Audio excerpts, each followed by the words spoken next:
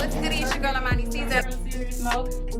Boy Dre, they forever, baby. Boy 216. Brian James, Director 70 times 7. Man, it's your boy, Artist. The girl's Asia's name.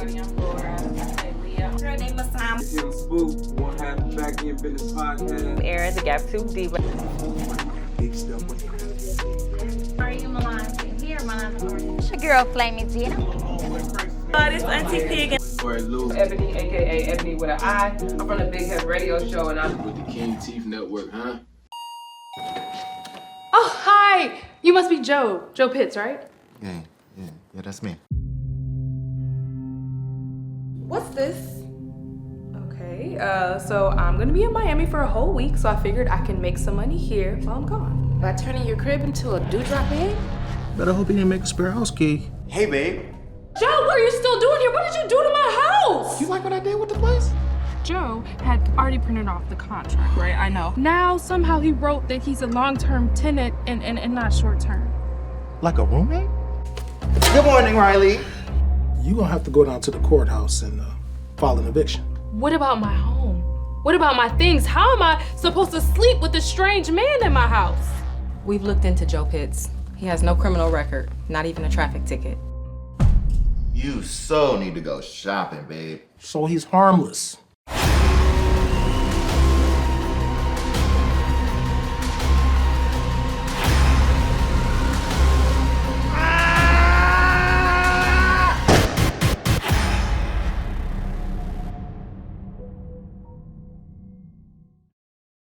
You see how easily accidents can happen?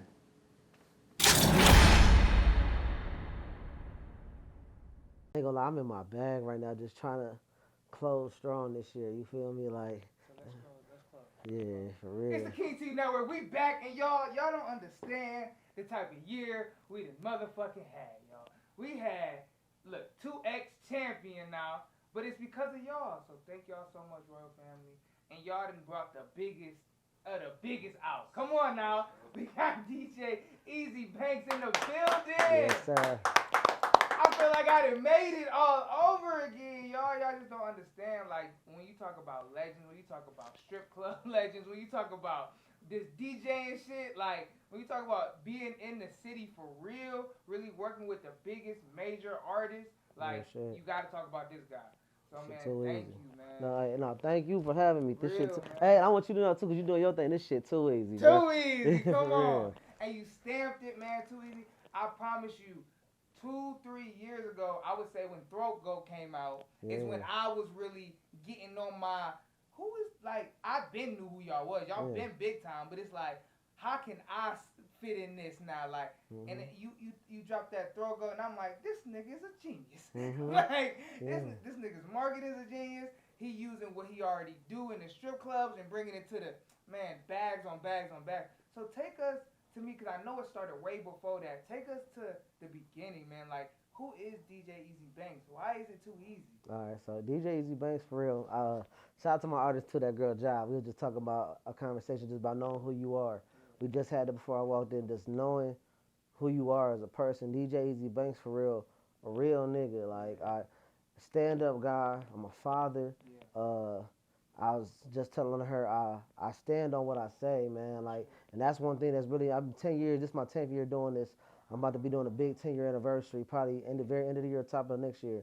It's December, of course.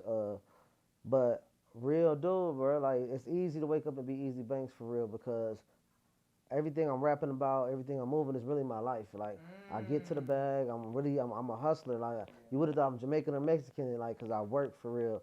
I put that work in.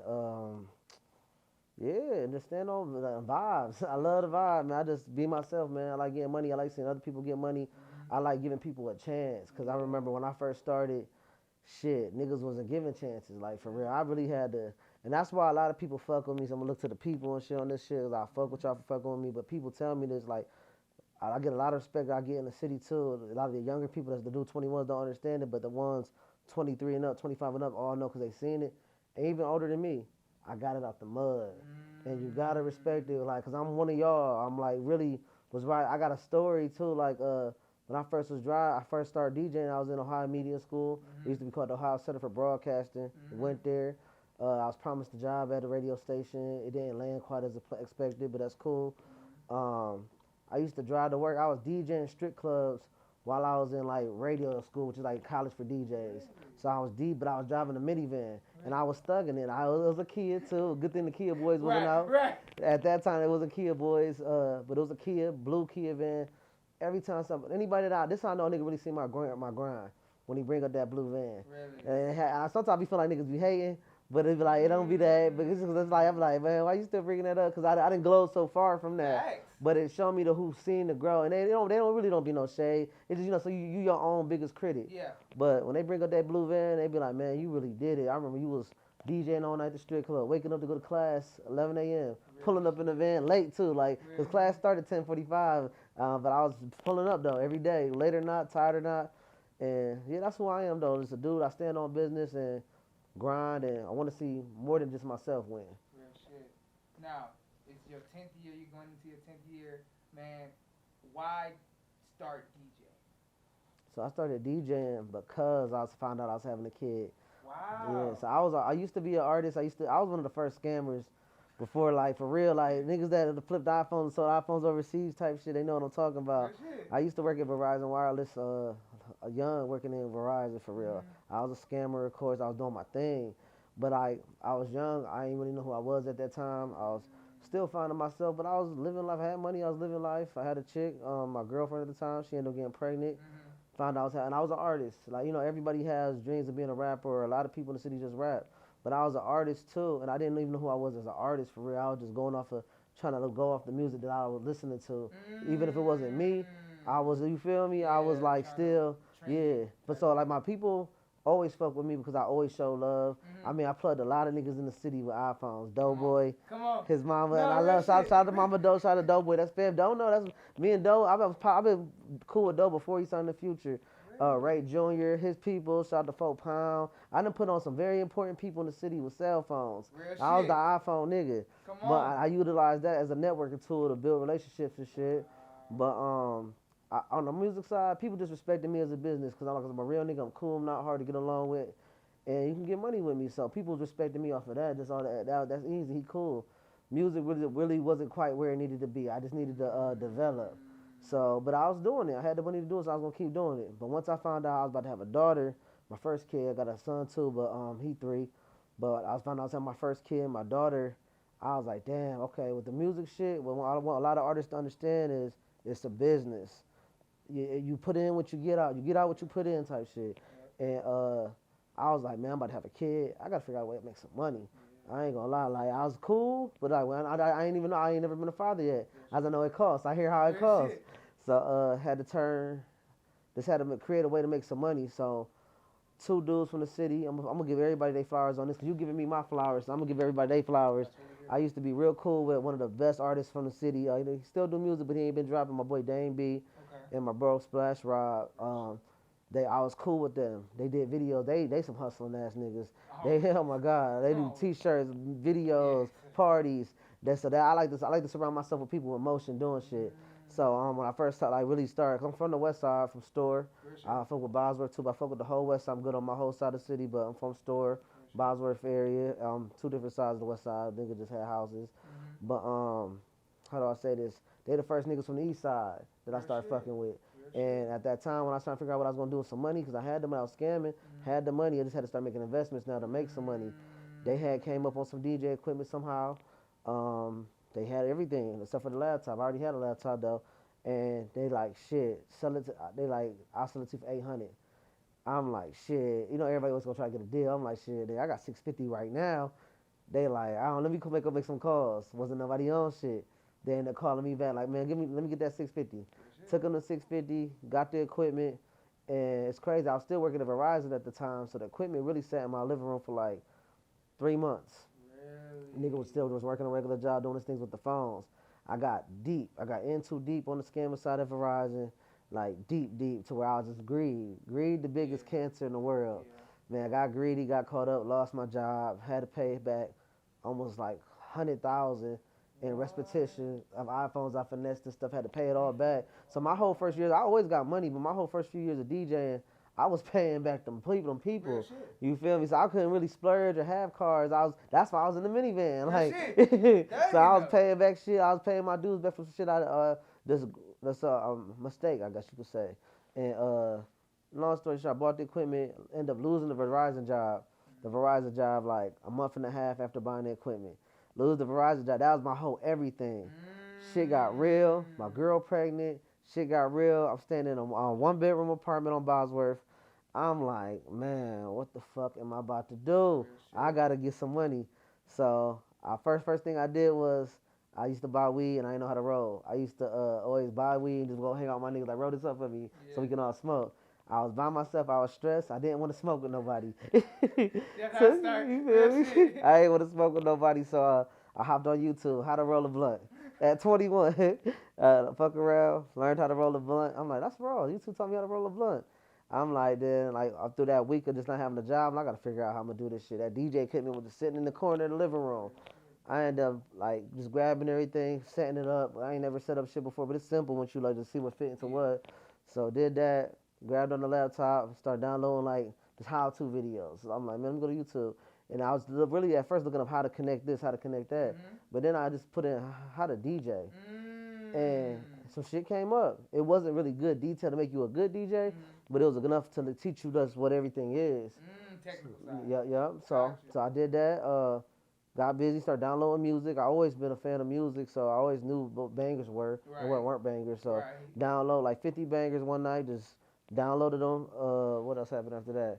And then start pursuing a gig. It's a strip club called Secrets. So you wanted to do strip clubs first? That was your. It was the closest. It was the closest spot by my house, actually. Real shit. Yeah. It was the closest. Shit. It was the closest spot by my house, and I just went in there one night. And I used to go in there here and there for the wings and for the dancers. But I just went in there one night, talked to the manager, and he was like, "I just fired a DJ." I'm like, "Well, I DJ. You should give me a chance." He's like, "For real, you DJ?" I showed him the picture of the stuff in my living room. I'm like, "Bro, I got everything. I've been DJing."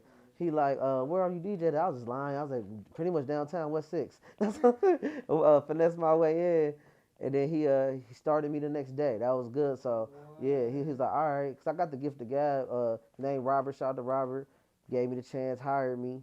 And then next day, he was like, all right, come in tomorrow at 6 o'clock and we'll give it a try. This the pay rate. He was like, you're training. So, and he was like, you're training, so your training pay only $150. I'm like, training is $150? All right, I'll be there. So I came in, trained, did good, got through the night. Then he told me I was hired, and then I just was on the flow from there for real. And it was like, I ain't gonna lie, the first night was a good night. The dancers, I really didn't know how to scratch and mix like that, but I knew the right songs to play. Yeah. The dancers like, oh, you playing that stuff? They kept telling me, man, we need him back in here. And I was just playing good songs. So then from there, every night a nigga got better. Like just from there, the song selection was never the problem. It was just that that shit, yeah. Hey, that be everything sometimes. Yeah. People like that. A lot of people don't care about that, but I'll say at least mixing. Like it's two things with DJing. It's you can be with them icky ass niggas, like that shit's raw. That's a technique. That's amazing. I can do that, like, especially if I'm geek or I can get busy. I can do that, but just thinking you about to kick it with Eazzy Banks, I'm gonna just be in that bitch, give you the Juice movie. Nah, like I'm about to play bangers. I'm about to play New Cleveland shit. I'm gonna play the shit that need to be heard. Play my shit. I'm gonna give niggas a chance. Like nigga want to tip and like just support. Cause I one thing I want the artist to know too is when you tap in with me and you can put that request in and you pay me for a request. Just know I could have said no. Man, I had so many times. I've been told no so many times. I've been given the cold shoulder. But I do most of the time. We get it done. We play the record and everything. Some people feel a way about tipping the DJ, but it's business. It's real business. And I can say no, cause you can't walk up to what's his name, DJ Drama out of town. Come on. Hey Drama, play this. You won't even get that far of even saying it. Exactly. So like the fact that I give people chances, I want niggas to really for all the DJs, not just myself, but like appreciate that, cause especially if y'all talk. If y'all have a business talk and y'all talking business and he engaged with you and acknowledge you, that's a sign of respect. Yeah. Itself, because I've been out of town. I'm an artist now too, and I've been paying DJs in the bigger cities to play my record, and I've had to go through hoops and ladders to get to the DJ, and I ain't never really had the time. I think I have had a time. Miami and Fontainebleau, a club live, which is like one of the biggest kickers ever. That's kind of hard. Like you really got to finesse that one or hit the DJ up before. Yeah. But any other time, I done been through some stuff, and I just want the artists to respect when the DJ acknowledge you at least, or even if he just play him. Niggas, like, I'm glad you said that because you gotta respect him even playing your song. Like he don't have to do that. He don't have to play. He And don't get paid to play it your is song. business, like Mhm. the culture, right? How do you feel about the Cleveland culture? Because a lot of people talk down on it heavily. I love the Cleveland culture for real, but I just hate how Cleveland don't love the Cleveland culture. Yeah. Like, cause I've been recently told, and I'm a great DJ, bro. I play local music. I play the local bangers without a doubt. Local bangers are getting played. I'll give people a chance, but I don't ever overdo it. I don't make it a mixtape release party. We still keep, if it's a strip club, it's still gonna be a strip club first. If it's a party, it's still gonna be a party first.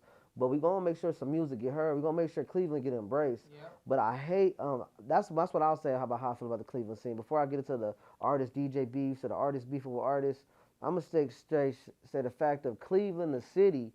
Cleveland need to support Cleveland. Like Cleveland, like how we in Cleveland, we want to hear more New York drill than a Cleveland. And I don't mind listening to New York drill. I have nothing against New York drill down south, but we're here. We're in Chicago. They gonna play some Chicago. You feel me? So like, one night somebody told me like, you play too much local music, and it was an insult. Like I didn't take it too hard, but it was an insult to me. Like it was like, dang, I play, and I know I don't. And that particular night, I probably played real number 8 songs from Cleveland out of a 4-hour gig, maybe 5 hours, 4 to 5 hour gig. And he had to say that to you. 8, yeah, he had to say that. It was like 8 songs out of 4 hours. That ain't a lot. I could have did better for real. Exactly. We all need to do better. you feel me? You just, man, the point you made was so, like, why did he even have to feel like he needed to say that? Just to feel like he's heard that he's hating on the city. Like, what Hey, bro, is he doing? hey, I ain't gonna cap. That stuck with me that night. Like, it was something on the ride home. I had to like, damn, you repeat some shit. Like, damn, I play too much Cleveland music. But I know I don't. Like, it will fuck you up. And you know what's crazy? What's crazy is I'm an artist, and out of them 8 songs I played that night, none of them was mine. Wow. So so it's like, cause if I play my music, I'm at least get heard twice a night. But like out of them 8 songs, none of them was even mine. I'm like, damn, that's crazy. And then from there, it stuck with me for like a day or two. And then from there, it was like, you know what? For me to get over, I realized, man, Cleveland don't support Cleveland enough. Like, no, we gotta fix that for sure. We definitely do. Hell yeah. But you're a great example of that. I mean, you worked with, Rose, No Love. You got that girl job right Brit now. Bands. Brit Bands. I mean, you've worked with some of the highlights of our city. Kind of speak on. Shout out to my brother Preem too. Preem, of course. The relationships you built with these artists and doing music with these artists. How has that been for you? For me, it's been good for real. Like we've always made it a vibe. Like I'm heavy on content, so we we got recap videos. Even the recap videos look fire. I love posting them because every time I post, whether it's the one with Brit, whether it's the one with Rose, No Love, the one with Ja, I got one with Eddie Road Day Day.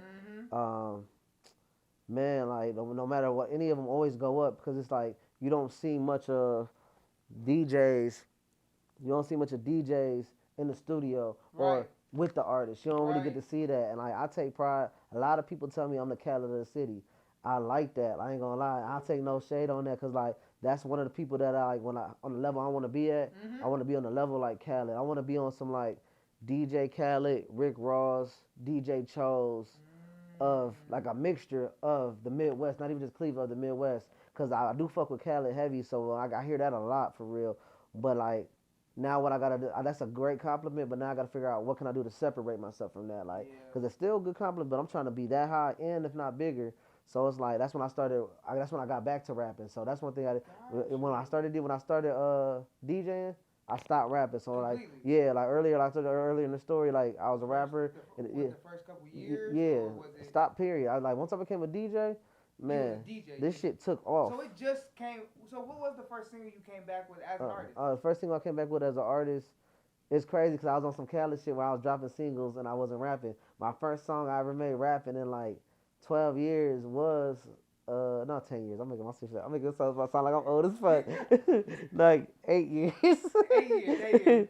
Throat Goat. Yeah, hell yeah. That was the first one you got back on the bar. And that started in the club because what the fuck, we was in the club, I was in the strip club, Babie came up to me, she talking to me about her nigga out of town and shit. I'm listening to her smoking and shit, just keeping it player. I ain't no hater, I don't pillow talk, I don't hate all other niggas. But I'm just sitting there letting her vent to me, and then she saying, she just going on and on. She like, cause yeah, when I cut this nigga off, he gonna miss this throat goat. And at that time, I never heard that term to that day, but I instantly knew what it meant. I looked up, I was DJing, I'm like, what you just say? She was like, that nigga gonna miss this throat goat, and I just knew what a throat goat was instantly without even ever saying the word. And I was like, damn, that's crazy.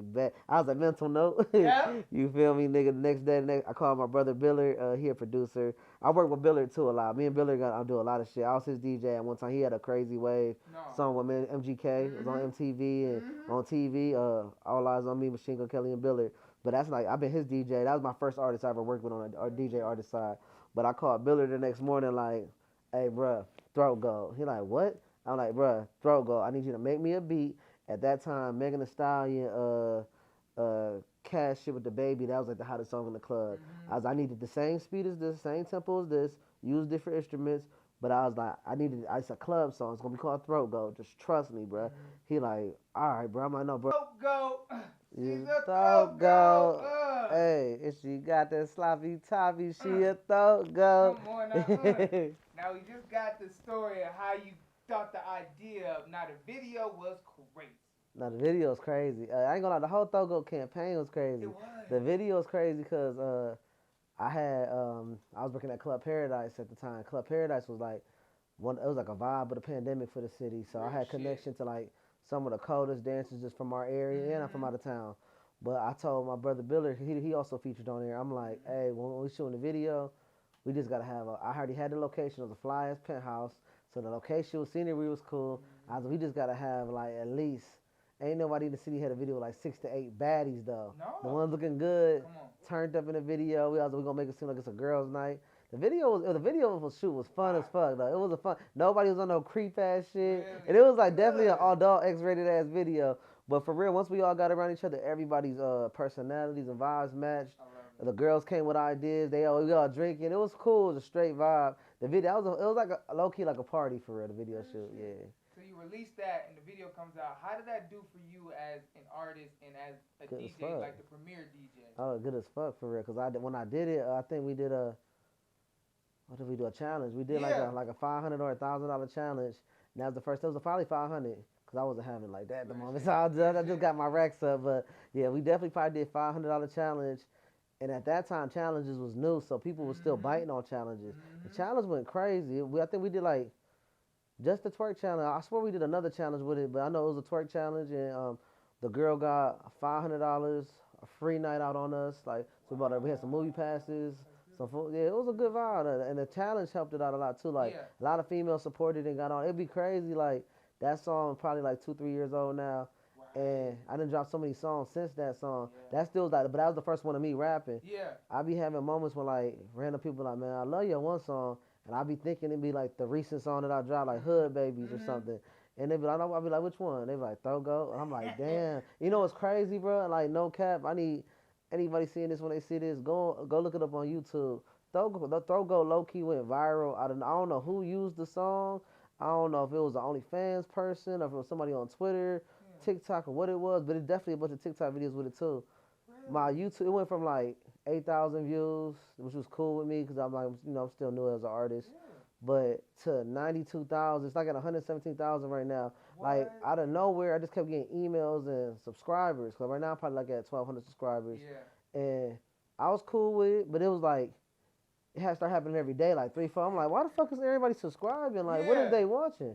So I went to cause I gotta know how to use my YouTube for real. I go to my YouTube. I'm like, what are they watching? Why I'm getting subscribed? Cause I don't pay for no fake views or none of that. I ain't got time for that. I think that's cheese. But I went and looked it up. It was Throat Goat. It was just going up 10,000 a day. I'm like, damn, man. Hopefully this bitch go viral and get me rich. It stopped like once it hit like 100,000, it was like, all right, we just gonna ease it. Right now it's at like 117,000. But I was, when it was going, it felt good, like, cause like, I wish y'all niggas tag a nigga, like, shit, like, I want to show y'all some love back, cause like, it definitely, and it did that 2 years after dropping. That's what's crazy. Yeah. That's how music is. If you got good music, you got good music. You just gotta find it. Mm-hmm. So the right people gotta find it. The right people gotta find it. I was just talking to an artist about that. I was just telling the artist, like, she was telling me about a single that she want to push, and she feel like it ain't going good in Cleveland because the song ain't good, and I personally love the song. I was like, sometimes the right song, just like for artists, sometimes the right song just gotta hit the right city or the right market or the right person has to put it in the right hands, and it could do magic for real, like if the right people get it. There's some songs that go viral after 7 years. Mm-hmm. You know what I'm saying? So man, continue to put that great music and that effort into it. Yes, because sir. when you don't see it initially, you might not want to put your effort into it, man. Put your all into it because you never know when it's gonna catch. Yeah. That's some real shit. Now I wanna kind of fast forward to Hood Baby. Okay, You got the brand now, but you also got the song with No Love and Rose, Hood Babies too. Shout out to Rose Camp. Yes. Free Rose. Is he? No, Rose out. He out. He home. He just got booked for a show. Rose out. I ain't seen you out on the gram yet, so make sure Yeah. let us know. Y'all interview was good too. Shout out to that interview. That was a fire ass interview. That was a good moment for us. Like I really appreciate our relationship now. Like he's a real genuine dude. When you really get to talk to Rose, misunderstood. Man. Like half he very misunderstood, Very and it's much. like what you could talk to him though. Yes. When you talk to him, like that's how me and him, we met through a mutual, like from like a mutual close friend that's really like in the streets, but he confirmed to both of us like, nah, I fuck with him, I fuck with you. He like this, y'all should be doing something together. But nah, Rose, like when you actually get to talk to him, cool ass dude. You just gotta talk to him, man. Get to know him sometimes. Sometimes you gotta meet people the right way. That's all. That's it. And now you put two big dogs in the city together. No Love when he got home. Yeah. And Something Rose. on love. Yeah.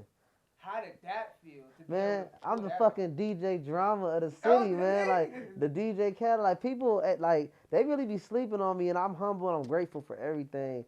But I don't even think that really went over. The streets knew it. The streets respected it. The streets was like, oh damn, Eazzy cold for doing that. But for a lot of people that went over their head, that's like similar to like drama getting Gucci and Jeezy to sit down and go to the studio and do a song. That's like getting Dirk and Youngboy to do a song. And they ain't even have no beef like that for real. It's just always the outside people and people that I don't fuck with. So you gotta stick with your people, which I respect. But I didn't take no sneaky approach about the situation. I had the idea. I already had the song done because it's part 2. But I'm like, man, I definitely want them on there. And I wanted one on there, but I want him on there too. So I'm like, man, I got to figure out a way to work it out. So I contacted both of them individually. Like, hey, this is my vision for the song. Because I played the song, they fucked with it. I'm like, so this is my vision for the song. I want you on it, but do you got any issues with so-and-so? They both said, no, I ain't really got no issues with so-and-so. I was like, so I can put it together. They both gave me the blessing. And there's just communication, though. Take notes, y'all. Like, communication, and it was that simple. We did business, too, but it was that simple, though, on just, this is what I want to do, this is what I want to do. Do you really got this? Do you really got this? No. Let's all work. And even if it is like that, let's still try to do it for the city. But it wasn't like that, and we did it for the city, for real. Like, I'm from the west side, Rose from down the way, my boy No Love from East Cleveland. So you feel me? That's a nice mixture of the city. I wish I could have had it longer enough so I could add somebody from up the way on there, because I wanted to make a whole record. But like, we can still do that in the future with some other artists. Absolutely. But like, that was a good collab for the city. We got 3 sides of the city together, and like, I mean, the song good, so everybody fucking with it. But it was a good look on what you can do when you collaborate. Exactly. And I'm the only DJ to do that, to take 2 artists from 2 different sides, put them together, and rap on that bitch with them too. So ain't no lazy shit going on. And did the video with them, both in the video. Red Cam came crazy quality, good video. That video doing good. Hood Babies 2 out now right now. Please check that out for me. That's the song, I ain't gonna lie. Ray Jr. reached out to me. A couple big dogs reached out to me, and like months after the song was out, like, nah, that's your hit. Keep pushing that. So I'm gonna keep pushing Hood Babies no more. That's why I branded it the way I did. But so you got the hoodie on. Yeah. Oh yeah, the sweats, Hood Baby on each side. Too. Yeah. Bringing the whole thing out. Hell yeah. Developing the business, y'all. Understand what y'all watching. Like, marketing right here. Right here. But he also developing a business behind his efforts, y'all. Like, you gotta have the branding. That's a lot. We be hustling and getting money, but if we put a brand behind it, we can hustle and get money under a brand and make way more. Make it a company, facts. Make it a company off of that, man. So the example you set, man, thank you.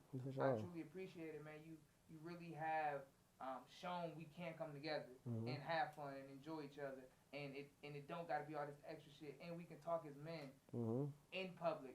I mean, cause you shouted me out publicly. And you came up to me privately, was like, nah, I like what you doing, and it had nothing to do with nothing. You know what I'm saying? So like, when I I see stuff like that, that's real genuine. You gotta embrace that shit, man. A lot of niggas like everybody nobody really got too many people really got beef or nothing with nobody. They just like niggas like all that we all too cool shit, man. Throw that shit out the window, cause I'm really cool. Like that's why. Then I ain't gonna lie. One time I got my life all the way together, and I'm like, nah, I really got them racks. Yeah. I'm really that guy. I'm really rapping what I'm living. Yeah. I was like, I can walk in any fucking room, and all that bougie shit. I'd be like, I'm one nigga in the city that I can kick it with the ratchets. I can kick it in the hood with the hood niggas. Kick it with the strippers. Kick it with the bougie people.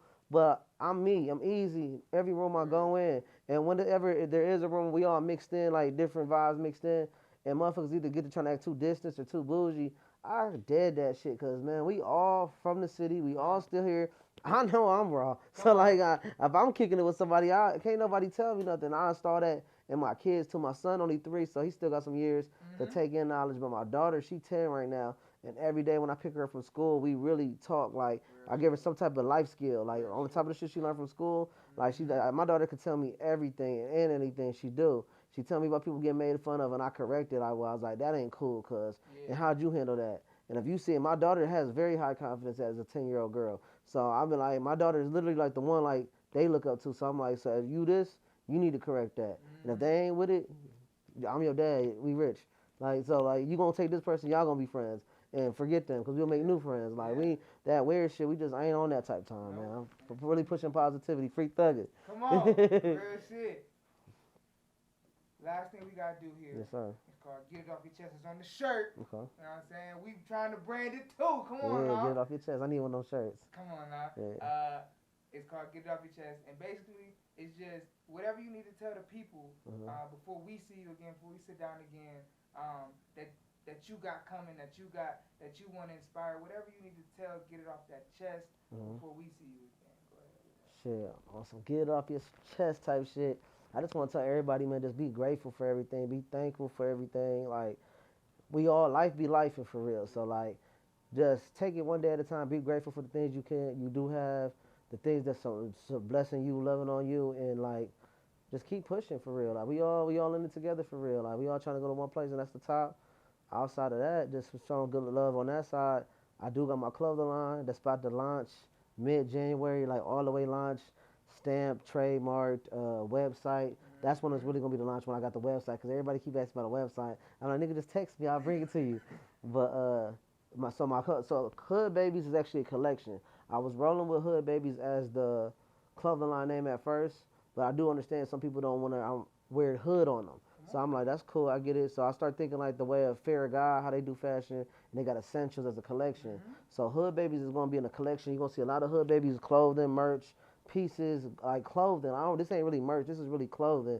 I want people to know, like, one of my niggas stuff like, yeah, I'm gonna buy your shit just cause it's yours, but I'm gonna wear it to the gym. I'm like, dog, this ain't shit you wear to the gym, this real clothes. And when I showed him, he was like, okay, I see what you mean. So Hood Babies is a collection, but the actual clothing, oh my God, my bad. The actual clothing line is called Rich Pain.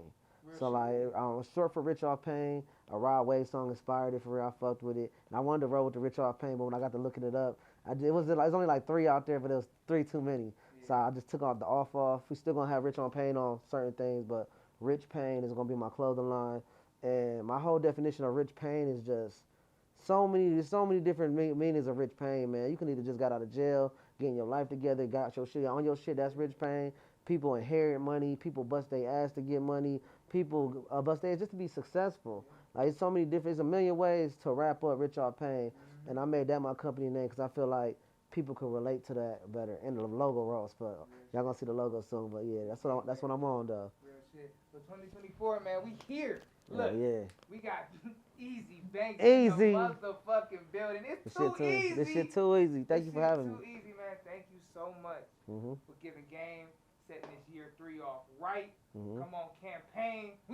Come on, campaign. I'm gonna bring this back up when it comes time. Campaign. Yes, sir, Steve. Thank you so much. It's Kingsy Network. We out here. Peace. Yeah. My nigga. That was a good ass interview. I fucked with it. Appreciate you, man. Your turn.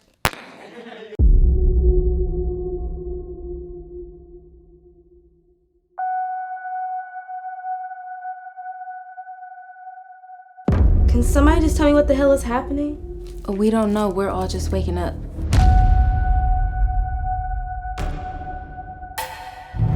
there anything you know? Like, do you remember anything? I think I was kidnapped. Where is Locke? Locke? Oh, you mean my husband? Hold up. You better stop right there before you say some shit you gonna regret. Regret?